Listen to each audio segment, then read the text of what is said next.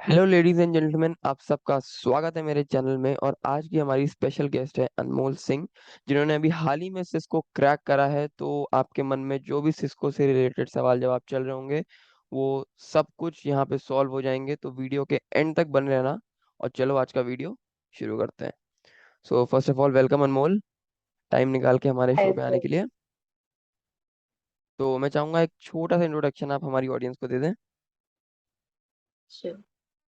Hello everyone, I am Anmol Singh and I am currently pursuing Bachelor's of Technology from ABS Engineering College, which is in Ghaziabad, and my branch is Electronics and Communication. And I have recently started my fourth year of studies, and I have also cracked the Cisco internship. Okay. तो अब हमारी audience रूबरू हो चुकी है अनमोल से। तो अब हम सवाल जवाब शुरू करते हैं। तो मेरा पहला सवाल अनमोल आपसे ये है कि जब आपने कॉलेज में एंट्री ली होगी, आई गेस 2019 में, तो आपके मन में क्या था कि Yes. प्लेसमेंट लेनी है, गवर्नमेंट साइड जाना है, या फर्दर स्टडीज, या क्या, ऐसा कुछ? एक चीज तो श्योर थी कि मतलब गवर्नमेंट साइड में नहीं जाना है, बिकॉज आई थिंक वहाँ लिमिटेड ग्रोथ होती है। और मतलब आगे कोई डिग्री परस्यू करनी जैसे एमबीए या एमटेक, ये एक डाउट था। बट प्लेसमेंट चाहिए कॉलेज की तरफ से, ये एक श्योर मतलब चीज थी। ओके। तो पहले से डिसाइड था कि हाँ प्लेसमेंट तो लेनी ही लेनी है। ओके। हाँ। तो अगर आपकी कॉलेज लाइफ के बारे में बात करें, लगभग अब फोर्थ ईयर ही है, फाइनल ईयर। तो अब तक की कॉलेज लाइफ कैसी रही है? क्या एक्सपीरियंस रहा है? क्या क्या चेंजेस आपके अंदर आए अ, हैं? काफी सिंपल रही है आई थिंक। मेरी कॉलेज लाइफ कुछ बहुत ज्यादा मैंने पढ़ाई की हो ऐसा भी नहीं है, या फिर मैंने बहुत ज्यादा एंजॉय किया हो ऐसा भी नहीं रहा, क्योंकि क्लासेस ऑनलाइन हो गई काफी टाइम के लिए। तो आई थिंक काफी मोनोटोनस हो गई थी। बट अब कुछ डिफरेंसेस आ रहे हैं, जैसे कि मतलब मैं ज्यादा प्रोफिशिएंट हो गई हूँ चीजों में। तो डेफिनेटली चेंजेस तो हैं। तो अगर ये सिस्को के बारे में बात करें, जो प्लेसमेंट आपका हुआ है, ये ऑफ कैंपस था, ऑन कैंपस था, या किसी हैकेथॉन के थ्रू हुआ है? मतलब कैसा था इसका जो? अ, ये ऑफ कैंपस प्लेसमेंट था। बट ये सिस्को जो हायर करती है इस पर्टिकुलर सिस्को आइडियाथॉन के थ्रू, ये सिर्फ उन्हीं कॉलेजेस में जाती है जिसकी इससे पार्टनरशिप होती है। तो हमको मतलब एक क्राइटेरिया था कि जो इनके कोर्सेज रहते हैं उनमें से हमारे को कुछ कोर्सेज करने पड़ेंगे, तभी हमारे को मतलब वो हायर कर पाएंगे। ओके। और वो कोर्सेज किस टाइप के होते हैं, मतलब किससे रिलेटेड? ये कुछ कोर्सेज थे, मतलब उनके पर्टिकुलर कोर्सेज थे, जैसे कि हमारे को नेटवर्किंग कोर्सेज, उनका एक पर्टिकुलर कोर्स होता है सीसीएनए कोर्स, वो करना था। या फिर हमारे को पाइथन प्रोग्रामिंग या फिर साइबर सिक्योरिटी के रिगार्डिंग कोर्सेज करने थे। ओके। तो ये मतलब नेसेसरी होते हैं। और ऐसा भी कुछ होता है क्या हाँ कि जो ये बच्चा ये नहीं करता है उसके वो एलिजिबल नहीं होता है आईटीएसऑन के लिए? हाँ ये एक इनका क्राइटेरिया है, मैंडेटरी क्राइटेरिया है। और मतलब जो कॉलेजेस इनसे पार्टनर्ड है वो मैंडेटरीली करवाते हैं बच्चों से कोर्सेज।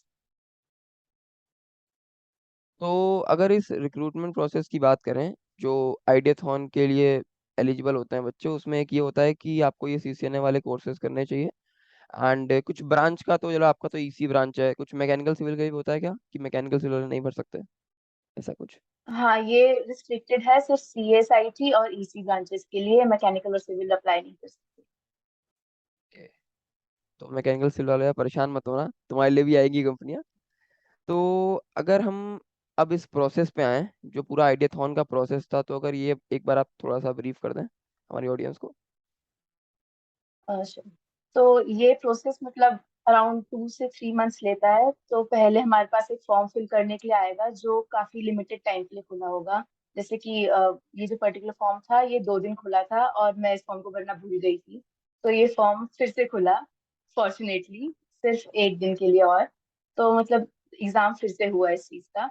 तो ये एग्जाम के लिए हमारे को एक तो ये क्राइटेरिया है कि 7 सीजीपीए से अबव चाहिए, और हमारे कोई बैकलॉग्स नहीं होने चाहिए, तो वही लोग फॉर्म फिल कर सकते हैं।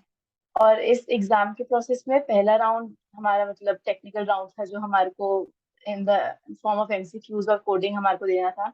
तो उसमें 3 सेक्शंस थे, जिसमें फर्स्ट सेक्शन था बेसिक नेटवर्किंग, जो जिसमें मीडियम लेवल ऑफ क्वेश्चंस थे। एक था कोडिंग राउंड जिसमें सिर्फ एक क्वेश्चन आया था, but it was medium to hard question.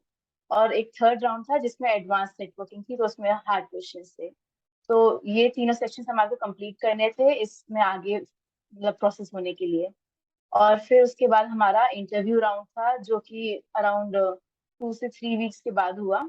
और उसके अंदर भी 3 राउंड थे। पहला था टेक्निकल राउंड, और दूसरा था हमारा मैनेजरियल राउंड, और थर्ड था एचआर राउंड। और इन सबको मतलब इन राउंड्स को देने के लिए हमारे को उससे पहले एक पीपीटी सबमिट करनी थी जो थी एक आइडिया पे बेस्ड, और ये आइडिया हमारे को उनके दिए हुए 2 टॉपिक्स में से सबमिट करना था। ओके। तो जो आपका आइडिया था वो किस टॉपिक पे बेस्ड था? उन लोगों ने हमारे को 2 टॉपिक्स दिए थे जिनमें से किसी एक पे हमारे को चूज करना था। तो फर्स्ट टॉपिक था कि हम लोग जैसे अपनी मेडिसिन यूज करते हैं और फिर उनको रख के भूल जाते हैं कि वो कब एक्सपायर हो रही हैं, कब हम उन्हें यूज कर सकते हैं। तो उस पे बेस्ड हमारे को कुछ सजेस्ट करना था ताकि हम ये मिस्टेक ना करें और हम सेफली मेडिसिन कंज्यूम करें। और दूसरा ये था कि जैसे आजकल हम देखते हैं कि इंस्टाग्राम डाउन हो गया, कभी कोई अलग सोशल मीडिया डाउन हो गया। तो उसके ऊपर हमारे को मतलब बताना था कि हम ऐसा क्या सजेस्ट कर सकते हैं कि हम पता लगा पाए कि कोई पर्टिकुलर सोशल मीडिया डाउन हुआ है या फिर हमारे नेटवर्क के साथ प्रॉब्लम है कहीं पे। तो मैंने जो आइडिया सबमिट किया था वो फर्स्ट वाले आइडिया पे सबमिट किया था। तो एक स्मार्ट बॉक्स मैंने यूजिंग आर्डुइनो सजेस्ट किया था। ओके। तो अगर इंटरव्यू प्रोसेस की बात करें, तो इंटरव्यू में आपने बताया कि तीन तीन राउंड थे, मतलब टेक्निकल, मैनेजरियल और एचआर, राइट? तो अगर टेक्निकल इंटरव्यू की बात करें तो कितना लेवल ऑफ क्वेश्चन थे, कि मतलब हाँ, कुछ ऐसा था कि बहुत ज़्यादा हाई लेवल का पूछ रहे हैं, या मीडियम लेवल, या कैसा? टेक्निकल में टेक्निकल एक्चुअली हमारे को एक तो अपना आइडिया एक्सप्लेन करना था, और हमारे को अपने आइडिया के बारे में हर चीज पता होनी चाहिए कि हम उसे इम्प्लीमेंट एक्चुअली कर कैसे सकते हैं। हालांकि हमारे को इम्प्लीमेंट करना नहीं था, बट हमारे को पता होना चाहिए कि वो हम कैसे यूज कर रहे हैं ताकि हमारी नॉलेज टेस्ट हो पाए उससे। और मतलब उसमें काफी डेप्थ में हर चीज पे क्वेश्चन उन्होंने मतलब क्रॉस क्वेश्चनिंग करी। और उसके बाद उन्होंने नेटवर्किंग पे काफी कुछ पूछा, और जो भी हमारे को अगर हमने अपने रेज्यूमे में कोई पर्टिकुलर स्किल लिखा है तो उसके रिगार्डिंग भी उन्होंने पूछा। और नेटवर्किंग के questions medium to high level थे। ओके। तो इसका मतलब आपका रेज्यूमे जो जितना भी आपने लिख रखा है उसमें आप एकदम ये रहो कि कुछ भी फेक ना लिखें, जो लिखें वो हाँ एकदम बिल्कुल। आपको आना चाहिए, और जो आपने आइडिया दिया है वो आपका स्ट्रांग होना चाहिए। जो सीसीएनए के कोर्सेज या जो बैक कोर्सेज इन्होंने कराए थे सिस्को वालों ने, उनसे कुछ हेल्प मिली इंटरव्यू में? उनसे रिलेटेड क्वेश्चंस अगर पूछो। हाँ, जैसे कि हमारा 6 सेमेस्टर में एक सब्जेक्ट था DCN, data communication and network, जो हमारे को इंटरनल नंबर जिसके उस पर्टिकुलर कोर्स से ही मिलते थे, सीसीएनए कोर्स से। तो सीसीएनए कोर्स ऑफ कोर्स मतलब उसने काफी हेल्प करी। तो इसलिए आप मतलब सजेशन है कि अगर नेटवर्किंग फील्ड में आपको जाना है तो आप इस चीज पे काफी काम करें। तो उसके बाद अगर हम मैनेजरियल राउंड पे आए तो उसमें किस टाइप के क्वेश्चंस थे? मैनेजरियल राउंड में उन्होंने कुछ नेटवर्किंग की चीजें पूछी थी। मतलब जैसे कि एप्लीकेशन बेस्ड चीजें, अगर कोई क्लाइंट कुछ यूज कर रहा है, आपको उसे एक्सप्लेन करना है कि यहाँ प्रॉब्लम है या फिर उसकी कुछ पर्टिकुलर प्रॉब्लम है, तो आपको बताना है कि ये वाली प्रॉब्लम सॉल्व कैसे होगी। तो एक तो ये चीजें थी, और उसके बाद जो भी हमने रेज्यूमे में इंटरपर्सनल स्किल्स या फिर हमने अपनी अचीवमेंट्स या हॉबीज लिखी हैं, तो उन पे क्वेश्चंस थे। ओके। एंड इसके बाद ऐसा कुछ था कि ये सारे इंटरव्यू राउंड्स एलिमिनेशन राउंड्स थे, या सबको देना था ये interview? First round elimination round था, मतलब जो टेक्निकल राउंड था वो एलिमिनेशन राउंड था। उसके बाद के एलिमिनेशन राउंड्स नहीं थे, बट स्टिल सारे लोग सेलेक्ट नहीं हुए उसके बाद भी। Okay okay okay. तो मतलब टेक्निकल, फिर मैनेजरियल, फिर एचआर, और एचआर में किस टाइप के क्वेश्चंस थे? एचआर राउंड में उन्होंने कुछ कंपनीज के बारे में क्वेश्चंस पूछे थे, जो एक तो उनकी कंपनी के रिगार्डिंग और जो उनकी कॉम्पिटिटर्स है उनके रिगार्डिंग। और फिर उन्होंने नेटवर्किंग से अगेन उन्होंने भी क्वेश्चंस किए। और उन्होंने ये भी मतलब हमारी जैसे प्रेफरेंसेस क्या है, हमारे बैकलॉग्स तो नहीं है, उसके बाद हमारी जॉब लोकेशन क्या होनी चाहिए, उसकी प्रेफरेंस, ये सब पूछा। ओके। तो अगर मैं आपको बोलूं कि आपका कम्युनिकेशन स्किल को अगर रेट करना हो ये सिस्को के इंटरव्यू के लिए, तो आप कितना रेट करोगे 10 में से? कितना तो होना चाहिए एक। 8.5, मतलब कम्युनिकेशन किसी भी इंटरव्यू इंटरव्यू के लिए काफी जरूरी है, क्योंकि कम्युनिकेशन हम लोग नॉर्मल बात कर सकते हैं, पर हमारे को किसी भी इंटरव्यू में स्पेशली इंग्लिश में ही बोलना पड़ता है। तो इंग्लिश प्रोफिशिएंसी आपकी काफी हाई होनी चाहिए ताकि आप अपनी बातों को एक्सप्लेन कर पाए। काफी लोगों के पास नॉलेज तो होती है बट वो उसे एक्सप्लेन नहीं कर पाते हैं। तो इसका मतलब कम्युनिकेशन स्किल्स काफी ज्यादा इंपॉर्टेंट है इन इंटरव्यूज को क्रैक करने के लिए। जी जी। ओके। ओके। तो अगर हम आपकी स्ट्रेटजी के बारे में बात करें कि आपने कैसे प्रिपेयर किया होगा, कैसे सिस्को के लिए पढ़ रहे होगे आप, वो फेज एक बार अगर दोबारा दोहराना चाहो हमारी ऑडियंस के सामने। मतलब कोडिंग तो हमारे को एक साल पहले से ही कॉलेज वालों की तरफ से मैंडेटरी हो जाती है कि हमारे को इस पे काम करना है। तो इसलिए मैंने हालांकि बहुत ज्यादा मेहनत नहीं करी कोडिंग में, बट मतलब मैं इंटरमीडिएट से थोड़ा अबव लेवल पे कोडिंग कर सकती हूँ। और बाकी जो कम्युनिकेशन है उसके लिए कुछ न्यूज़पेपर्स या मतलब जर्नल्स हमारे को पढ़ने चाहिए, ताकि हम बोलना सीख पाए कि हमारे को एग्जैक्टली बोलना क्या है। और उसके बाद जैसे मैनेजरियल राउंड्स होते हैं, तो उसमें हमारे को ये पता होना चाहिए कि हम किसी क्वेश्चन को आंसर कैसे करें, क्योंकि वो काफी हमारे को घुमा देते हैं, हम समझ नहीं पाते कि एग्जैक्टली इस वाले क्वेश्चन को आंसर कैसे करना है। तो हमारे को एक तो काम रह के किसी भी चीज की प्रिपरेशन करनी चाहिए और कामली हर चीज का आंसर भी देना चाहिए। ये तो अगर हम चैलेंजेस जैसे आप प्रिपेयर कर रहे होगे, तो कुछ प्रॉब्लम्स भी आई होंगी, कुछ दिक्कतें भी आई होंगी। तो अगर जो चैलेंजेस के बारे में बात करें तो आप किन को याद करते हो कि हाँ यार ये चैलेंजेस आए थे मेरे प्रिपरेशन के टाइम। जैसे हमारा एक राउंड था पीपीटी राउंड, जिसमें हमारे को आइडिया पे पीपीटी सबमिट करनी थी। तो उसमें एग्जैक्टली समझ नहीं आ रहा था कि क्या टॉपिक पे, किस टॉपिक पे और कैसा आइडिया सबमिट करें। तो क्योंकि बाकी लोगों के आइडियाज हमारे को लगते हैं कि वो काफी ज्यादा एडवांस्ड होंगे और हम अपने ऊपर डाउट करने लगते हैं। बट ऐसा नहीं है, हम हमारा आइडिया कुछ भी हो सकता है, बस हम अपने आइडिया के लिए खरो हो। तो उसके लिए मैंने काफी यूट्यूब वीडियोस देखे कि पिछले वीडियोस में मतलब पहले ऐसा होता था कि वो लोग वीडियो सबमिशन मांगते थे, बट अब वो पीपीटी पे आ गए हैं। तो इसलिए मैंने पुराने वीडियोस देखे जिन लोगों के उन्होंने सबमिशंस किए थे, वो सिलेक्ट हुए थे। तो काफी सिंपल थे, तो मुझे लगा कि शायद मेरा आइडिया सही है, तो इसलिए मैंने फिर उस पर काम करना शुरू करा। ओके। एंड कुछ चैलेंजेस जो प्रिपरेशन के टाइम आए होंगे आपके, जब आप प्लेसमेंट्स के लिए प्रिपेयर कर रहे होगे। ओके, सो प्रिपरेशन के टाइम पे जब ऐसा होता था कि मैं कोडिंग में अच्छी नहीं थी, तो मैंने बेसिक से शुरू किया। और उसके बाद मैं धीरे धीरे अपने लेवल के लिए आगे बढ़ती गई। और ऐसा नहीं होता कि हमारे को सारी लैंग्वेजेस आनी चाहिए, हम किसी भी एक लैंग्वेज में अगर प्रोफिशिएंट है तो वो भी ठीक है। ओके। तो मतलब ज़्यादा वास्ट पढ़ने की जरूरत नहीं है, जो आप पढ़ रहे हो उस पर थोड़ा अच्छे से कमांड करते जाओ। राइट। हाँ, जो भी आप पढ़ रहे हो उस पर ध्यान ज्यादा दे, सिर्फ हर चीज को पढ़ने की कोशिश ना करें। ओके। तो अगर कुछ ऐसी मिस्टेक जो आपने करी हो अपने टाइम पे और आप चाहते हो कि आपके जूनियर्स ना करें, उनके बारे में अगर आप बताना चाहो। सबसे बड़ी मिस्टेक है कि मैंने अपने ऊपर डाउट किया। अगर आप लोग अपने पे बिलीव नहीं करेंगे तो कोई भी आप पे बिलीव नहीं करेगा। तो इसलिए ये है कि आप अपने ऊपर बिलीव करना शुरू करें, और आपके बाकी दोस्तों को देखिए कि उनकी प्लेसमेंट हो रही है या हो गई है, तो उससे आप खुद डरे नहीं और अपनी मेहनत शुरू मतलब चालू रखें। और उसके बाद रिजल्ट्स को पीछे छोड़े, जो आपके साथ हो रहा है उस पर ध्यान दे कि आपको फ्यूचर में क्या करना है। ओके। तो आपने दोस्तों की बात कर ही ली है, तो मतलब जो आपका सराउंडिंग रहा होगा, आपके दोस्त, आपके जिनसे आप रेगुलर अगर मिलते हो, उनका कैसा सपोर्ट था कि यार प्लेसमेंट्स के लिए क्या वो सीरियस थे, या वो कि चल चल रहा है चलने दे कोई बात नहीं हो ही जाएगी, इस टाइप से, मतलब सपोर्टिंग था या डिस्ट्रैक्टिंग था या किस टाइप से। और देखो, ये फोर्थ वीडियो आप ईयर उनको में शेयर आते कर देना, आते तो सब लोग सोच समझ के सीरियस हो बोलिएगा। जाते हैं। ये वीडियो आप उन्हें शेयर कर रही हैं, तो सोच श्योर समझ के श्योर। बोलिएगा। फोर्थ ईयर में आते आते सब लोग सीरियस हो जाते हैं प्लेसमेंट को लेके, क्योंकि काफी डर का माहौल रहता है। तो इसलिए ऐसा तो कोई भी नहीं था कि बहुत इग्नोरेंट हो कि हाँ हो रही है प्लेसमेंट तो होती रहे। तो इसलिए सब लोग मोटिवेटेड होते हैं। और आप लोग अगर डरते रहोगे, दूसरों से बात नहीं करोगे, तो आपका काम नहीं चलेगा। इसलिए आप लोग अपने दोस्तों से इंटरेक्ट करो और उनसे भी आप पता लगाओ कि वो लोग किस चीज के लिए प्रिपेयर कर रहे हैं। और अगर आप उस चीज में इंटरेस्टेड हो तो आप भी मेहनत करो। जरूरी नहीं है कि ये सिर्फ आप आईटी की फील्ड में जाओ या फिर अपने पर्टिकुलर एक डोमेन में जाओ, काफी सारे डोमेन्स आप एक्सप्लोर कर सकते हो। ओके। तो ऐसे भी आपके कुछ बैचमेट्स रहे होंगे जो काफी अच्छे कोडर्स होंगे, काफी अच्छे कोर में होंगे।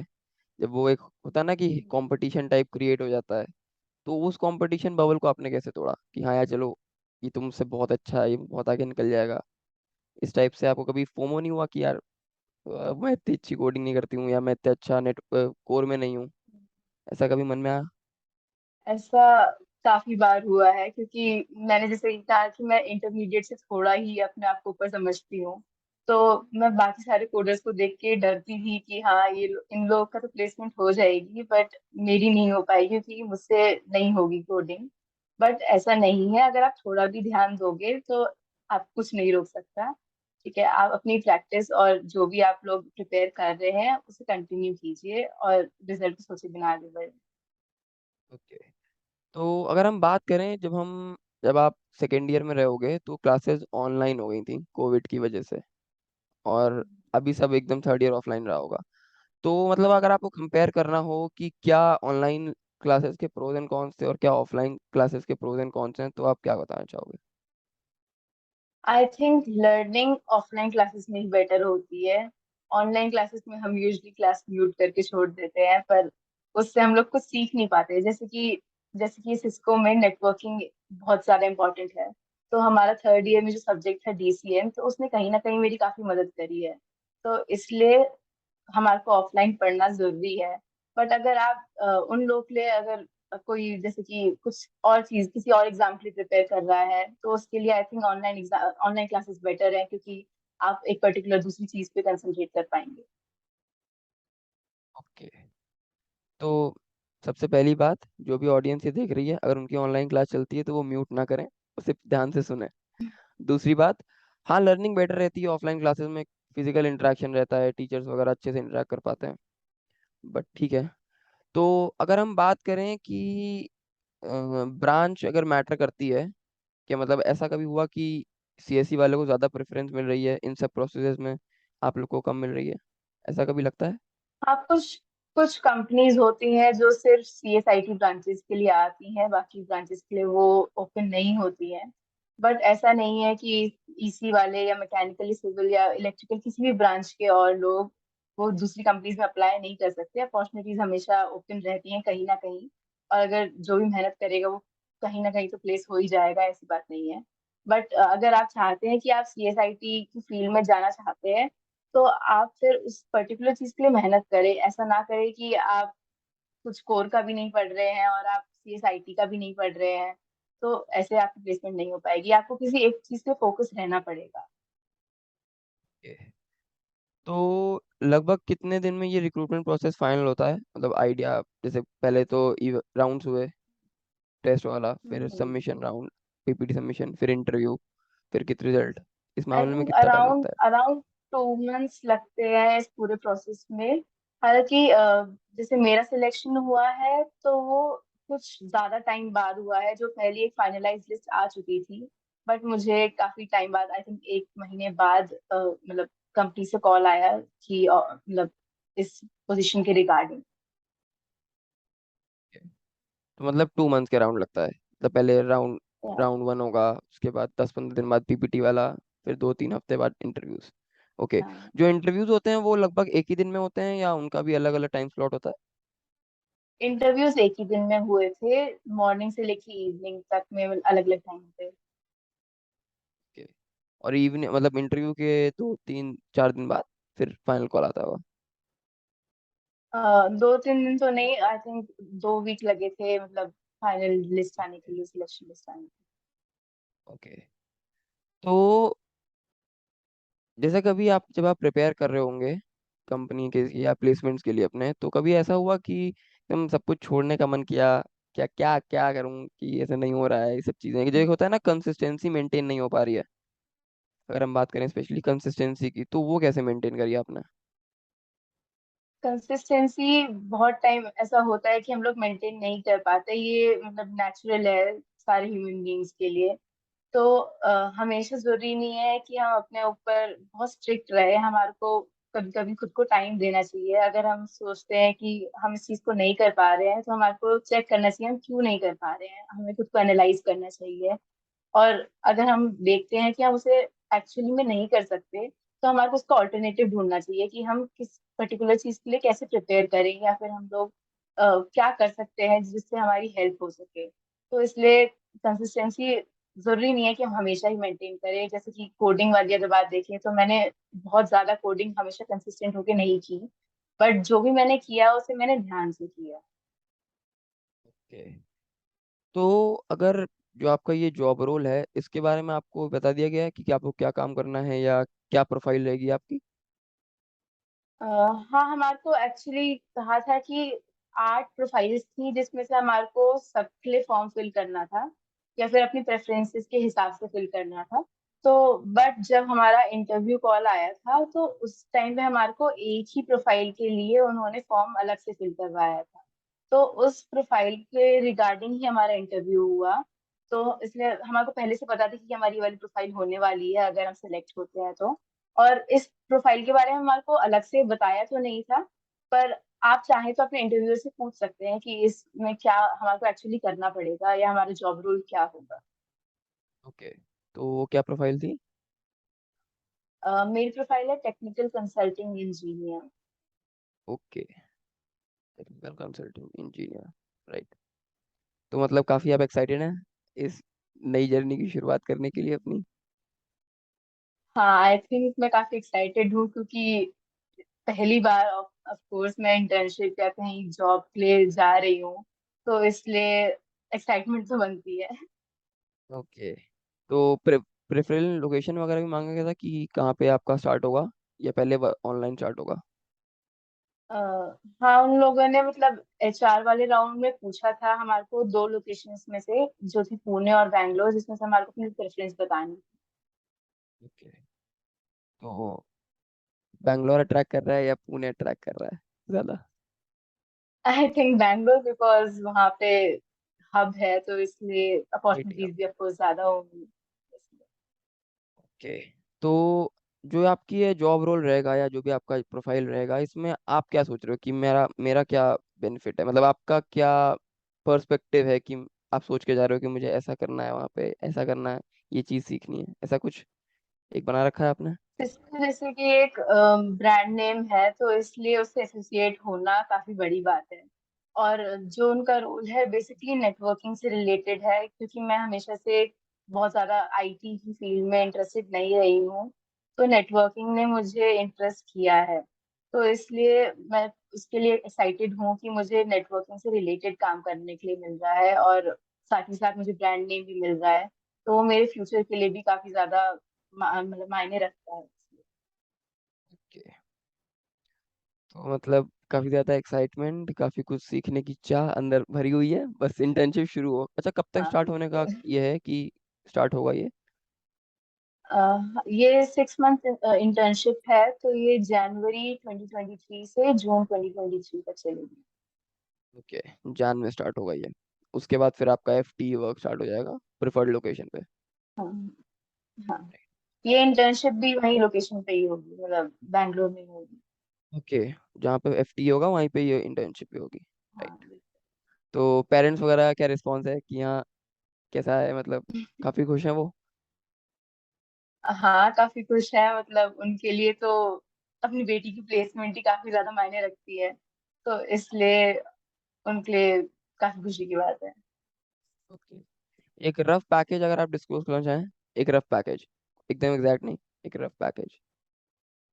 अब मैं रफ बोलूँ चाहे एग्जैक्ट बोलूँ सेम ही है, तो इट्स 15 LPA। ओके। तो गाइस देख सकते हैं आप, इतनी बड़ी कंपनी है ये और मैम स्टार्ट करने जा रही है इतनी बड़ी कंपनी में। तो अगर किसी को कोई डाउट रह गया है तो वो कमेंट सेक्शन में डाल देना, और मैम का इंस्टा हैंडल वगैरह भी मिल जाएगा आपको सब कुछ।